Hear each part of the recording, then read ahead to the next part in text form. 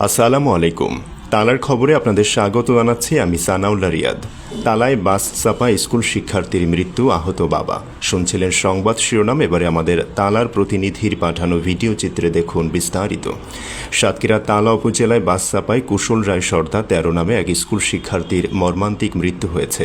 এই ঘটনায় গুরুতর আহত হয়েছেন তার বাবা কানাইলাল সর্দার।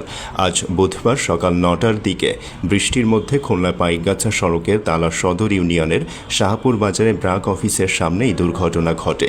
নিহত কুশল রায় সর্দার তালা ব্রজেন্দ্র সরকারি উচ্চ বিদ্যালয়ের ৭ম শ্রেণীর শিক্ষার্থী।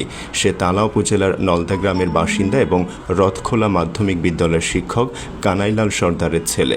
চাকরির সুবাদে কুশলের বাবা মা বর্তমানে চুকনাগরে বসবাস করেন এবং উভয়ে শিক্ষকতা পেশায় নিয়োজিত।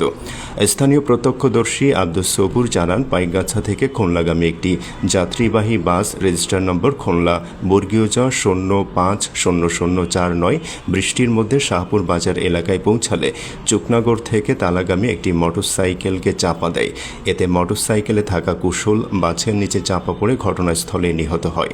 তার বাবা কানাইলাল সর্দার গুরুতর আহত হন। খবর পেয়ে ফায়ার সার্ভিসের সদস্যরা ঘটনাস্থলে পৌঁছে আহত কানাইলাল সর্দারকে উদ্ধার করে তালা উপজেলা স্বাস্থ্য কমপ্লেক্সে ভর্তি করেন। বর্তমানে তিনি সেখানে চিকিৎসাধীন রয়েছেন। তালা থানার ওসি তদন্ত শাখাওয়াত হোসেন ঘটনার সত্যতা নিশ্চিত করেছেন।